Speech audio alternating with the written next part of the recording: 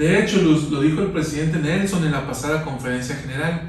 Entre hoy y el tiempo en que venga el Señor, todos necesitamos que nuestros hogares sean lugares de serenidad y seguridad.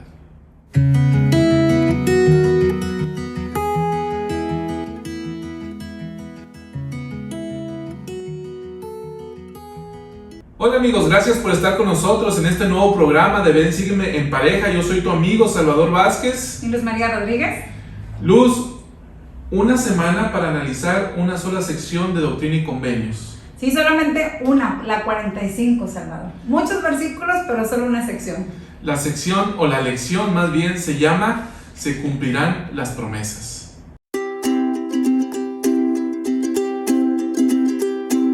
Este segmento lo analizaremos como Jesucristo intercede por nosotros.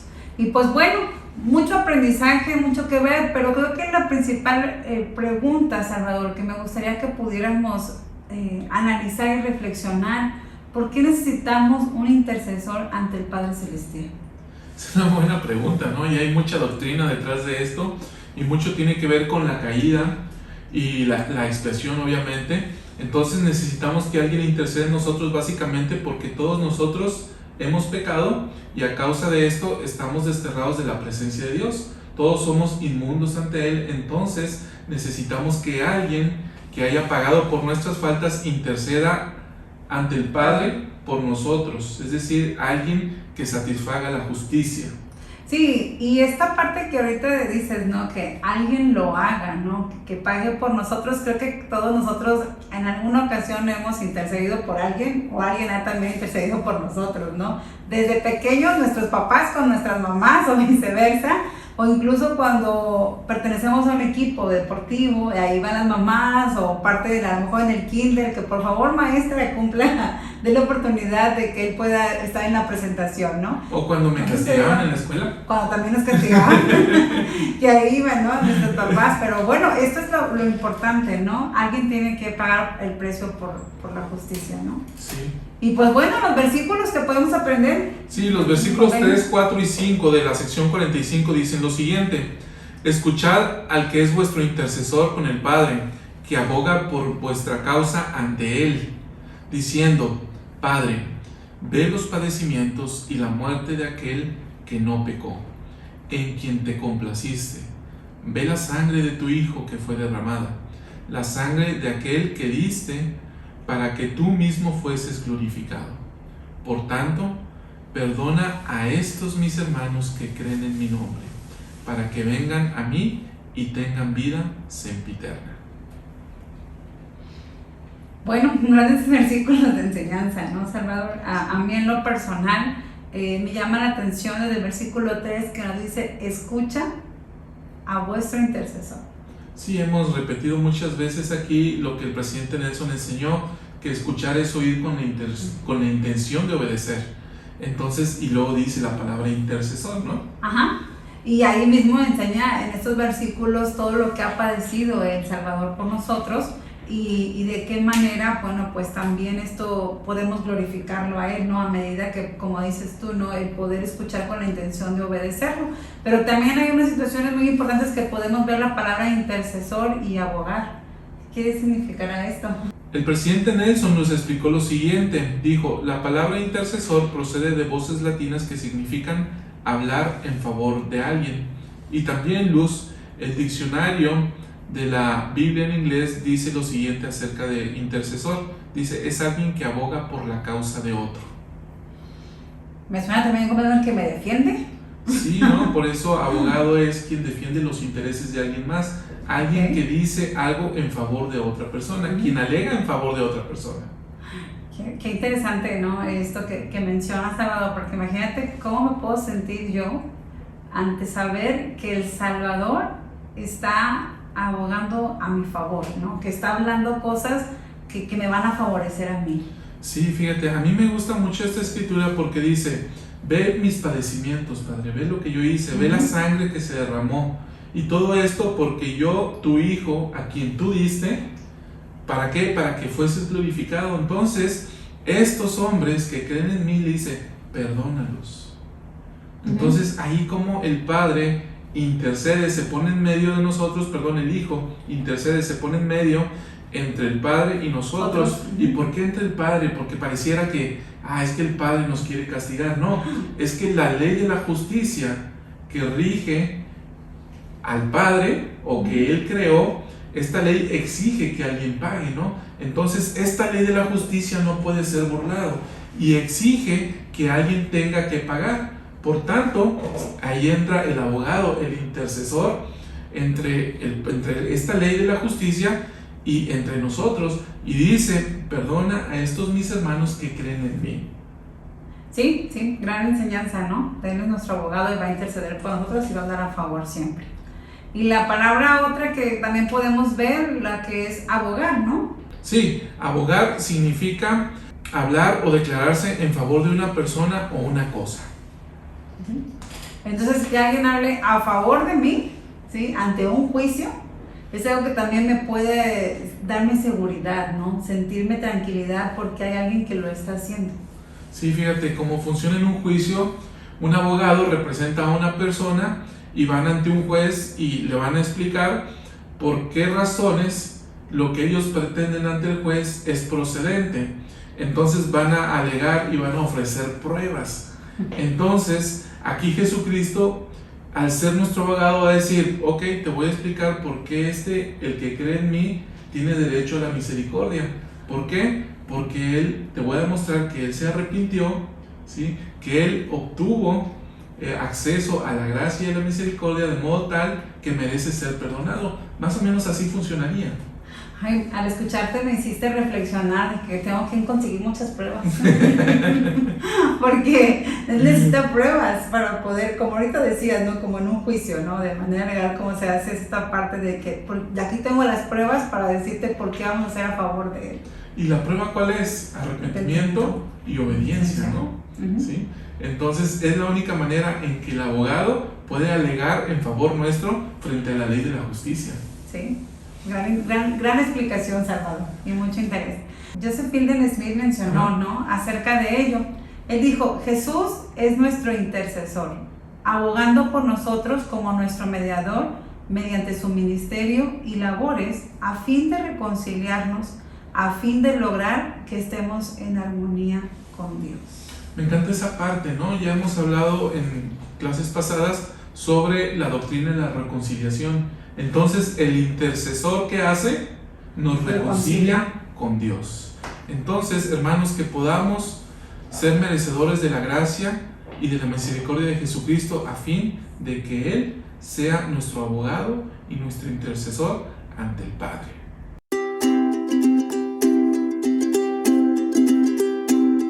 Este segmento lo hemos titulado La luz que resplandece en las tinieblas. Y pues bueno, la mayoría de nosotros vivimos o hemos tenido situaciones que parecen de mucha oscuridad en nuestra vida, ¿no? Que en ocasiones parece que nos causan desesperación, nos causan angustia, nos causan incluso temor y no vemos la luz, ¿no?, en esa oscuridad en la que estamos el día a día.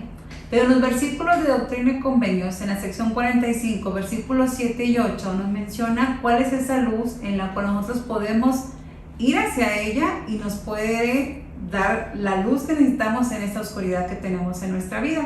En el versículo 7 nos dice: porque de cierto os digo que soy el alfa y la omega, el principio y el fin, la luz y la vida del mundo. Una luz que resplandece en las tinieblas y las tinieblas no la comprenden. Vine a los míos y los míos no me recibieron, mas a cuantos me recibieron les di poder de hacer muchos milagros y de llegar a ser los hijos de Dios, y a los que creyeron en mi nombre les di poder para obtener la vida eterna. Salvador, de las escrituras que hemos leído, ¿quién es la luz que nos puede dar en esta oscuridad, ¿no?, un alivio, un bienestar? Viene a mi mente el himno que cantamos de Jesús es mi luz, ¿no? Y dice: Jesús es mi luz y no temeré. Entonces Él es la luz. Este mismo versículo 7 dice: yo soy el alfa y el omega. Entonces está hablando Jehová, está hablando Jesucristo, y Él está diciendo que Él es esa luz que resplandece en las tinieblas. De hecho, la hermana Sharon Eubank, de la Presidencia General de la Sociedad de Socorro, enseñó lo siguiente y dice: Hay luz en nuestra oscuridad.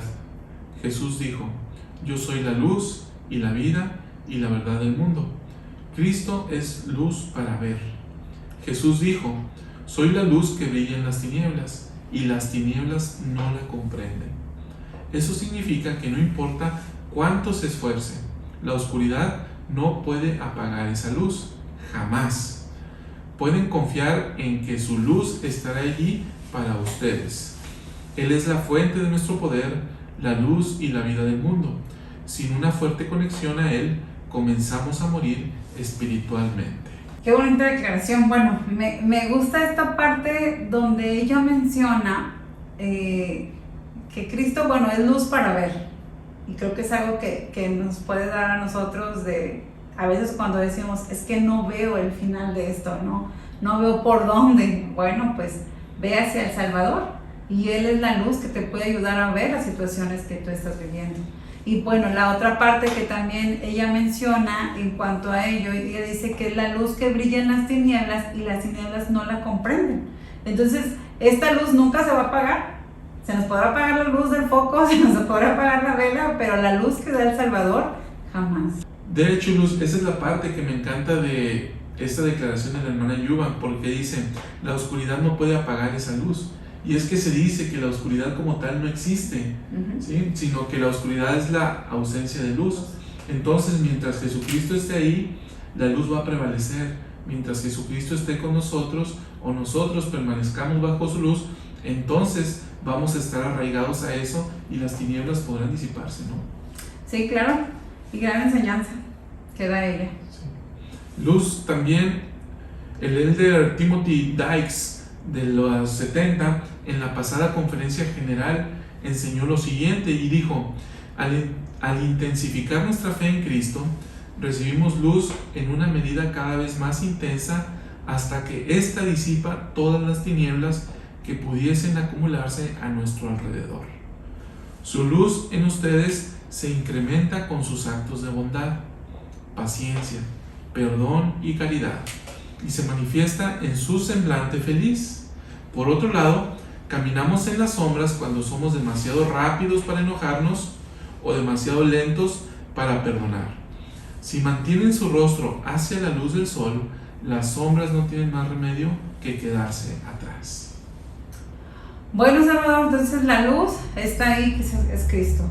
Nosotros, si tenemos el deseo de tomar esa luz, podemos tomarla en nuestra vida y esto se va reflejado, como decía aquí esta declaración, con nuestros actos de bondad, con nuestros actos que hacemos en el diario vivir, con las personas a quien podemos incluso dar también parte de esta luz que tenemos en nuestras vidas. Y creo que es una gran enseñanza, ¿no? Que también esta luz, a medida que nosotros podamos intensificarla, se vea reflejada en nuestros rostros.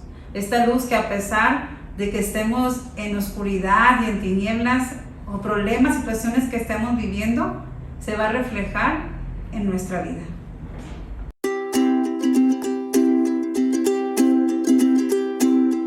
Este segmento lo hemos titulado Nuestro Estandarte. Y pues bueno, en esta sección, en el versículo 9, podemos leer acerca de lo que menciona del estandarte. ¿Y qué será un estandarte? Vamos a leer primero el versículo 9. Salvador, ¿me puedes ayudar? Y así he enviado al mundo mi convenio sempiterno, a fin de que sea una luz al mundo y un estandarte a mi pueblo, y para que lo busquen los gentiles, y sea un mensajero delante de mi faz, preparando el camino delante de mí. Bueno, pues aquí el Señor les dice que ha mandado su convenio sempiterno para que sea un estandarte para su pueblo. Sí. Entonces, en esta parte, el estandarte, como lo menciona, es el convenio, Salvador, sí, sempiterno. Sí, porque es mucho de lo que se habló en la conferencia general, ¿no? Sí. El elder Christofferson habló acerca de esto cuando dijo que permaneciéramos en la senda de los convenios y que esto nos va a brindar seguridad. Entonces, el mantener un estandarte, Luz, pues nos da eso. Ahora, ¿cuál es el estandarte? Eso me lleva a reflexionar. ¿Cuál es el estandarte que yo estoy pregonando, que yo estoy alzando o izando en mi vida, no? Sí, ahorita que dices esto, me hiciste recordar cuando los caballeros andantes, ¿no? Que andaban anteriormente de la infantería, pues traían su estandarte en la punta del asta, ¿no? Sí. O sea, que se viera, que fuera visible para los demás. Sí. Entonces ahorita que dices, ¿cuál es y de qué manera lo traigo? O sea, ¿es visible? Sí. Entonces me lleva a preguntarme, a ver, yo como padre de familia estoy izando el estandarte correcto y mis hijos lo están viendo. ¿Cierto? Sí, sí, es una gran reflexión de ello. Yo soy un presidente quórum o un obispo o cualquier asignación que yo tenga, ¿no? Estoy izando el estandarte del Señor, el mismo estandarte que está portando el presidente Russell M. Nelson, y los miembros de mi organización lo están volteando a ver. Sí, y qué tan alto lo tengo, a lo mejor lo traigo aquí. O sea, sí lo traigo, ¿no? Sí. Pero no es visible, como dices tú, ¿no? Sí. Entonces, yo creo que también podemos aprender lo que significa estandarte, ¿no? En la guía del estudio de las escrituras aparece esta definición. Dice lo siguiente: en las escrituras una bandera o enseña alrededor de la cual se juntaban los del pueblo unidos por un mismo fin. En los tiempos antiguos el estandarte servía como un punto de reagrupación para los soldados en la batalla. Pues bueno, entonces ahí vemos lo que es un estandarte, ¿no? Algo en el cual las personas, ¿sí?, se juntan hacia alrededor. Entonces aquí, aplicándolo al modelo de la familia y del hogar, es la familia, deberíamos estar juntados o juntos alrededor de este estandarte. ¿Y qué estandarte estamos utilizando? Sí. Vamos podemos ir y estudiar este mensaje del Elder Christofferson, donde habla acerca de esto, ¿no?, de los convenios. Ahora, Luz, lo que sí es que el Elder Benjamín de Hoyos enseñó lo siguiente. Dijo: el Evangelio del Salvador y su iglesia nos dan muchas oportunidades para que nuestra luz sea parte del gran estandarte a las naciones. Entonces mi luz, la luz que yo irradio, también es parte del estandarte que yo doy a pregonar o doy a conocer a las personas con las que me rodeo. Sí, y a mí me encanta eso, Salvador, que a veces lo pasamos por alto y no nos damos cuenta de cómo la iglesia y el evangelio nos dan oportunidades, y yo les digo también muchas herramientas, ¿no?, para hacer grandes cosas en nuestra vida, y aquí lo menciona, pues para hacer una gran estandarte, ¿no? Entonces sí, creo que es algo que también me quedó ahí de enseñanza. Ahora, Luz, el presidente Gordon B. Hinckley dijo lo siguiente: si vamos a hacer un estandarte a las naciones y una luz al mundo, debemos adoptar más las cualidades de la vida de Cristo. ¿Qué cualidades de la vida de Cristo yo he adoptado que sirvan como un estandarte hacia las personas que me rodean? Me dejaste reflexionando, perdón por esto, porque hasta me hiciste pensar, si ya traigo mi estandarte, ¿qué cualidades me faltan? ¿O qué cualidades ya tengo? ¿Y cuáles debo de todavía poder poner en este estandarte, ¿no? Sí. Entonces creo que es lo que me da. A mí me recuerda el mensaje del presidente Nelson que dio en la sesión del sacerdocio, que dice cosas que hemos aprendido y que jamás olvidaremos, o algo así. Entonces, ¿qué cosas hemos aprendido, qué cualidades de Cristo hemos adoptado que nos van a dar la posibilidad de izar este estandarte para que sea una luz hacia los demás, ¿no? Y especialmente una luz hacia nuestra familia?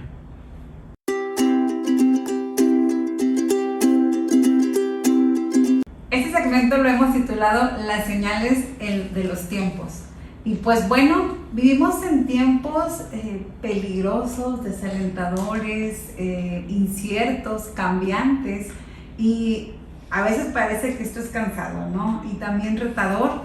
Y esto pues puede llegar a turbarnos, ¿no, Salvador? Sin duda, claro que sí.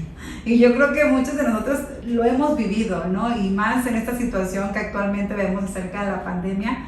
Pero, y a veces uno empieza a preguntarse, Salvador, en cuanto esto de la pandemia está sucediendo y los terremotos son las señales de la venida de Jesucristo. Entonces, ¿son o no son? Estas preguntas tan inquietantes no es nuevo, ¿eh? Anteriormente también los discípulos en Mateo 24:3 podemos ver cómo ellos le preguntaban al Salvador cuando él daba a conocer acerca de estas señales. Ellos le decían, no, pues ¿cuándo va a suceder esto? ¿Y cuáles son las señales que hay antes de tu venida? ¿Y en qué momento va a suceder? O sea, estas inquietudes también las tenían ellos, ¿no? Al igual que nosotros. Sí. De hecho, Luz, esto, tanto los apóstoles de la antigüedad como nosotros quisiéramos saber más en cuanto a la segunda venida del Salvador, Pero los santos de la época en que se recibió la sección 45 que estamos analizando, que es el año de 1831,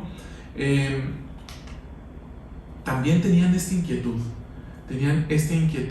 de que ellos deseaban saber, y de hecho, Luz, ellos tenían una firme esperanza de que Jesucristo iba a venir muy pronto. Mira, de hecho, el himno "Oh Rey de Reyes, ven" del himnario refleja estas palabras. Este himno lo escribió Parley P. Pratt, y Parley P. Pratt dijo o escribió lo siguiente, o al menos así en la traducción en español, dice: "Oh Rey de Reyes, ven en gloria a reinar, con paz y salvación tu pueblo a liberar. Ven tú al mundo a morar, e Israel a congregar". Entonces, esta es una oración, es una súplica donde los santos le están pidiendo al Rey de Reyes que ya venga, ¿sí? Y lo dice en el Padre Nuestro, ¿no? Venga tu reino. Entonces, José, Parley y los santos de la época realmente deseaban que viniera el Salvador, y ellos pensaban que iba a venir muy pronto. Entonces, esta sección 45 es en parte una respuesta a estas súplicas y a otras tantas o críticas que estaban surgiendo en el lugar. De hecho, en el encabezado de la sección 45, cuyos documentos ahora tú estás viendo en pantalla, esta es una copia de la que tú estás viendo en pantalla, dice lo siguiente en el encabezado, dice: revelación dada a la iglesia por medio del profeta José el 7 de marzo de 1831. Dice: como prefacio, al registrarse esta revelación, la historia de José Smith declara que en esta época la iglesia se publicaban y se hacían circular muchas noticias falsas y disparates para impedir que la gente investigara la obra y abrazara la fe, mas para la alegría de los santos recibí lo siguiente.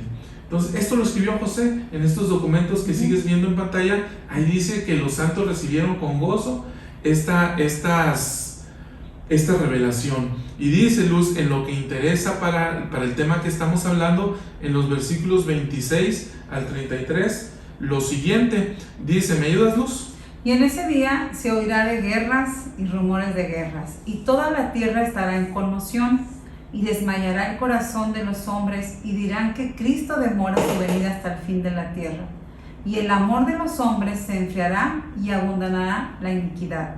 Y cuando llegue el tiempo de los gentiles, resplandecerá una luz entre los que se asientan en tinieblas, y será la plenitud de mi evangelio. Y vivirán hombres en esa generación que no morirán hasta que vean una plaga arrasadora, porque una enfermedad desoladora cubrirá la tierra. Y también habrá terremotos en diversos lugares y muchas devastaciones. Sin embargo, los hombres endurecerán su corazón contra mí y levantarán la espada el uno contra el otro, y unos a otros se matarán. Ay, ay, ay. No me gustaron. Bueno, hay cosas graves que van a suceder, sin embargo, es importante que las entendamos a la luz del gozo que nos espera. Y eso vamos a hablar al final de esta lección. Pero una de las señales maravillosas es el tiempo de los gentiles, y dice en el versículo 28, dice que a través de ellos vendrá la plenitud del evangelio. Entonces, la iglesia restaurada es parte de las señales de los tiempos. Y mira, esta parte, Salvador, como dices tú, empezamos a sentir gozo, pero lo haremos más adelante, pero tenemos que ver las señales. Aunque a mí, por ejemplo, no me hayan gustado los versículos, tenemos que saber y ver estas señales, porque eso nos está diciendo que son las señales que tanto había dicho el Salvador antes de su venida, ¿no? Sí. Luz, especialmente en esta época vivimos todavía en mayor conmoción de la que habíamos vivido en años pasados. Sí. El presidente Nelson, en la pasada conferencia general, habló acerca de esto. ¿Te parece si lo vemos? Sí. Vamos a verlo. Vivimos en una época profetizada desde hace mucho tiempo en que todas las cosas estarán en conmoción, y de cierto desfallecerá el corazón de los hombres, porque el temor vendrá sobre todo pueblo. Esto era así antes de la pandemia y seguirá siéndolo después de ella. Seguirá aumentando la conmoción en el mundo. Por el contrario, La voz del Señor no es una voz de un gran ruido tumultuoso, sino que es una voz apacible, de perfecta suavidad, cual susurro, y penetra hasta el alma misma. Para poder escuchar la voz apacible, deben estar también tranquilos. La pandemia ha cancelado de forma provisional las actividades con las que llenaríamos normalmente nuestra vida. Tal vez pronto podamos volver a escoger ocupar ese tiempo con el ruido y la conmoción del mundo. O podríamos usar nuestro tiempo para escuchar la voz del Señor susurrándonos su guía, consuelo y paz. Los momentos apacibles son momentos sagrados. Serán un tiempo que facilitará que recibamos revelación personal y que infundirá paz en nosotros. Sean disciplinados para pasar un tiempo a solas y con sus seres queridos. Abran el corazón a Dios en oración. Dediquen tiempo a compenetrarse en las Escrituras y a adorar en el templo. Luz, de esto que enseñó el presidente Nelson, ¿qué capta tu atención?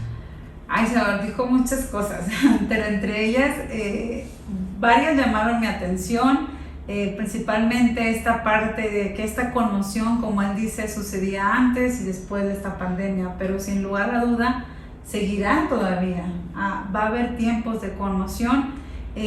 Lo que él me gusta, que también dice que podemos encontrar consuelo y paz, pero a medida que nosotros estemos tranquilos. Sí. Entonces, cuando nosotros tenemos esta tranquilidad, por eso la importancia, ¿no? de poder saber estas señales y recibirlas con gozo y tener esta tranquilidad, porque de esta manera podremos escuchar al Salvador. Si no, creo que es muy difícil y nos sucede, ¿no? Entre tantos ruidos y a lo mejor en mi vida diaria y en mi cotidianidad, andar, ir para allá y para acá, nos hemos olvidado de escuchar al Salvador. Y creo que esta pandemia, por ejemplo, nos va a poner en un lugar donde estamos en casa, en el hogar, y creo que ahí es donde podemos encontrar esa tranquilidad y esta paz. Y sobre todo, creo para mí, incluso cuando él menciona al tiempo de dedicarlo y con nuestros seres queridos, este tiempo, me gusta porque creo que ahora como que resalta más estos mandamientos de amar al prójimo y llorar con los que lloran, ¿no? El poder consolar a las personas. ¿A ti? Es lo que a mí me llama la atención. Me gusta esa parte donde dice, ¿no? Que nos va a susurrar y que necesitamos esos momentos de tranquilidad. Y nos invita a que nos sumerjamos en las Escrituras y nos sumerjamos en la adoración en el templo. Luz, en este mismo discurso, el presidente Nelson dice lo siguiente: entre hoy y el tiempo en que vuelve el Señor, todos necesitamos que nuestros hogares sean lugares de serenidad y seguridad. Entonces, hermanos, que podamos hacer esto en nuestros hogares, que podamos prepararnos y estar alertas a las señales de los tiempos, porque es a través de esta que podremos reconocer que el Señor está pronto en regresar.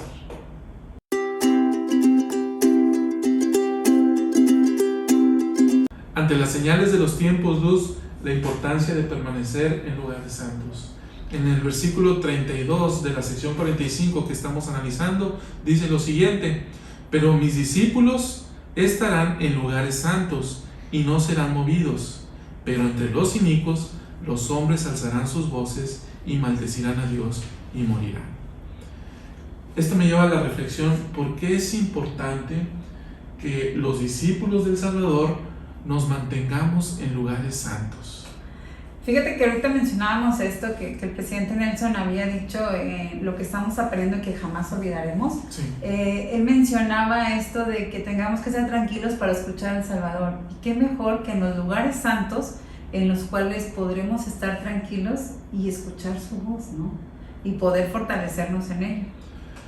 Sabemos cuáles son estos lugares santos. Estamos hablando de nuestras estacas, nuestros centros de reuniones, sí. Estamos hablando de nuestros templos, y el presidente Nelson, Luz, hace especial énfasis en esto y dice lo siguiente: a menudo, cuando el Señor nos advierte de los peligros de los últimos días, nos aconseja así: permanecer en lugares santos y no seáis movidos. Esos lugares santos ciertamente incluyen los templos del Señor y los centros de reuniones. Pero como la posibilidad de congregarnos en dichos lugares se ha visto restringida de varias maneras, hemos aprendido que uno de los lugares más santos de la tierra es el hogar. Sí, incluso su propio hogar. Me haces pensar, bueno, ahorita que estábamos leyéndola en esto, me hace reflexionar esto, Salvador, de cómo puedo hacer que mi hogar sea un lugar santo, ¿sí? Como padres, ¿no? O como hijos, las personas que vivimos en nuestro hogar, ¿cómo puedo yo fortalecer esta unión en la familia y que se sienta esta santidad? Pero también me hace reflexionar esta parte de cómo te has sentido, por ejemplo, tú en lugares santos, o yo, o ustedes, cuando hemos estado en el templo, qué sentimientos vienen, o cuando estamos en la capilla compartiendo. Creo que vienen sentimientos de unidad, de amor, de paz, de ver por los otros, ¿no? Y entonces, y ahora, ¿cómo metemos sentimientos que prevalezcan o sean como fundamentales en el hogar para que sea un lugar santo? Cuando yo estoy fuera me llevas a pensar en esto, ¿no? Cuando yo estoy fuera de mi hogar, tengo deseos de regresar a él, ¿sí? Espero que sí. Sí. Entonces, si yo tengo estos deseos, ¿cómo me siento cuando estoy ahí? ¿Cómo me siento cuando estoy en mi hogar con mi familia? Hay sonrisas, hay buenos tratos, hay pequeños actos de amor, ¿no? De estarnos preocupándonos el uno por el otro. Esto me dice que es un lugar de santidad, o al menos así yo me sentiría. Yo tengo una pregunta para ti. Si yo te digo, oye, ir a la casa de tus papás, papás, ¿cómo te haría sentir? En esta época, no, pues me siento seguro. Es como que mi lugar de refugio, mi lugar donde puedo llegar a sentir esta seguridad, de a lo mejor del peligro de la vida, una situación que estoy viviendo, quieres ir a buscar ese refugio, ¿no? Sí, entonces ese lugar de refugio creo que lo podemos encontrar, o podemos hacer nosotros que nuestros hogares sean lugares de refugio, ¿no? Sí, igual como tú lo mencionas, para que nuestros hijos, cuando estén afuera de nuestros hogares, viviendo situaciones de peligro, tengan el deseo de volver a nuestro hogar y que sea un lugar lleno de santidad. Me recuerda, Luz, el discurso de la hermana Joy D. Jones, Conversaciones Esenciales, ¿no? Que narra esta parte de una persona que estaba entrenando, creo, como marín de los Estados Unidos, y el que los entrenaba los mantuvo en el suelo por mucho tiempo bajo el sol, y ellos estaban odiando a su entrenador, ¿no? Entonces, ya en una situación de batalla, me parece que en la guerra de Vietnam, ellos tuvieron que mantenerse así durante horas sin movimiento, porque el fuego enemigo estaba esperando cualquier movimiento para atacarlos. Entonces se dieron cuenta que ese entrenamiento les sirvió para cuando estuvieron en una guerra o en una situación de guerra real. Entonces nuestros lugares de santidad, nuestros hogares, bien pueden servirnos para entrenarnos a nosotros y preparar a nuestros hijos para salir ante el mundo y poder mantenernos de pie en la batalla. Y esto, Salvador, que compartes, ¿no? Me lleva a esta reflexión de que cuando nosotros podemos entrenar a este lugar santo que es nuestro hogar, nuestros hijos pueden tener algo de entrenamiento de cómo será la vida eterna. Y creo que es algo que podemos ver, cómo en nuestro hogar podemos sentir, ver y aprender cómo será la vida eterna que tendremos con nuestro Padre.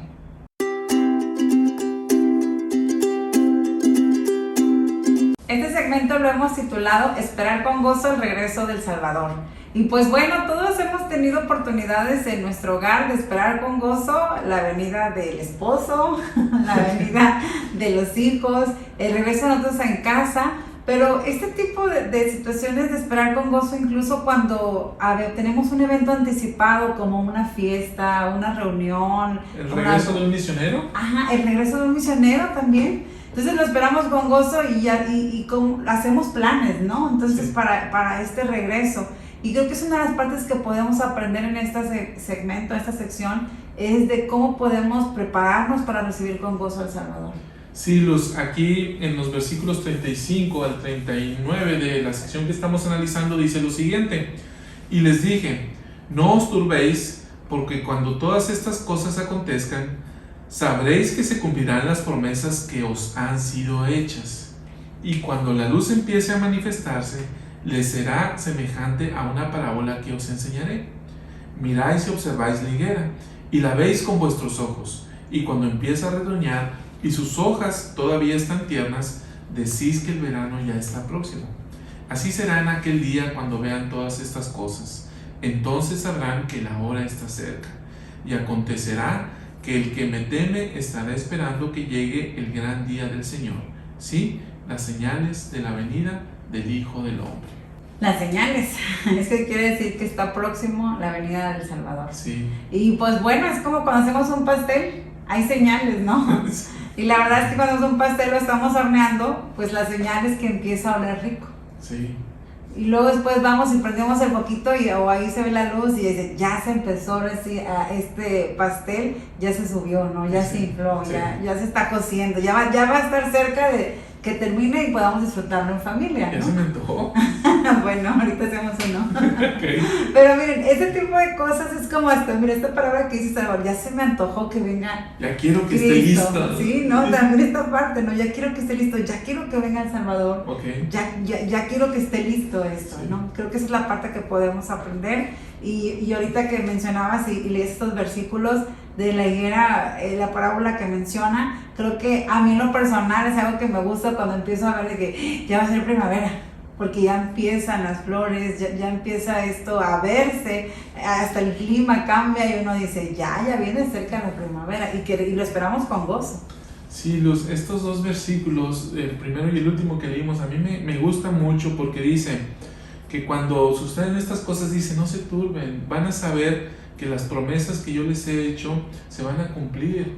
¿Y cuáles son las promesas que el Salvador nos ha hecho? Es que si somos justos y si somos dignos de su gracia y de su misericordia, entonces, sea que estemos vivos o muertos, vamos a levantarnos ante Él, vamos a estar listos para recibirlo, los muertos abrirán sus tumbas y van a resucitar y van a subir con Él y van a bajar de los cielos.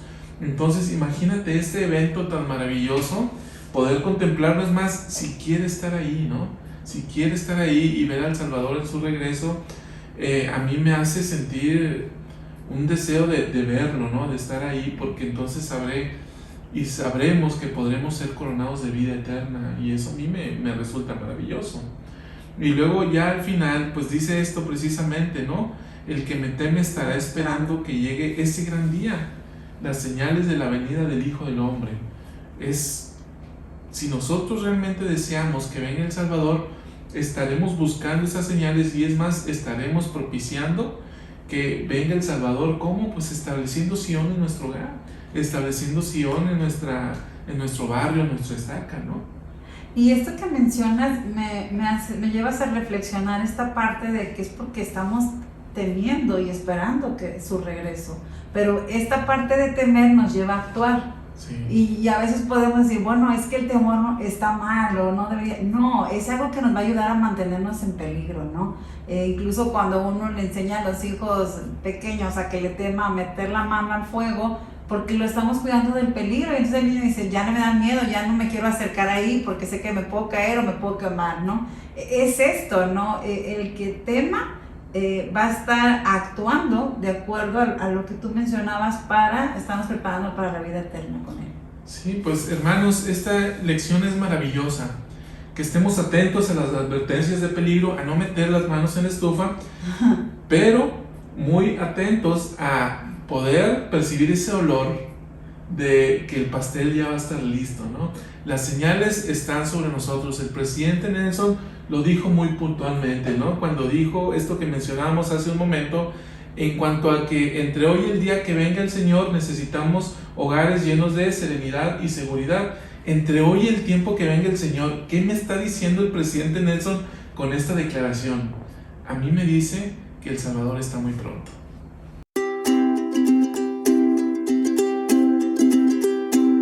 Hemos concluido esta lección, Luz. Ha sido maravilloso. Vinieron a mi mente pensamientos y sentimientos que no había tenido mientras preparaba esta lección. ¿Qué pensamientos, qué sentimientos vinieron a tu mente?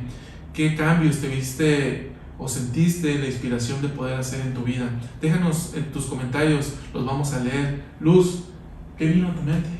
Bueno, pues principalmente, Salvador, que las promesas se van a cumplir, que habrá señales. Y pues bueno, ahora sí que me dan gozo sí en su momento podrán turbarme un poco, pero he aprendido esto, ¿no? Que tengo que esperar estas señales y prepararme para la venida del Salvador. Y lo más importante también creo que he aprendido el día de hoy es que podamos edificar un lugar santo en cualquier lugar donde estemos. Gracias amigos por acompañarnos. Nos vemos los miércoles a las 9 de la noche en este en vivo por nuestros 2 canales de Facebook y YouTube, La Luz de la Restauración, y los domingos en La Buena Palabra. Estamos ahí, nos puedes encontrar. Si no nos puedes ver en vivo, ahí están nuestros programas. Hasta luego.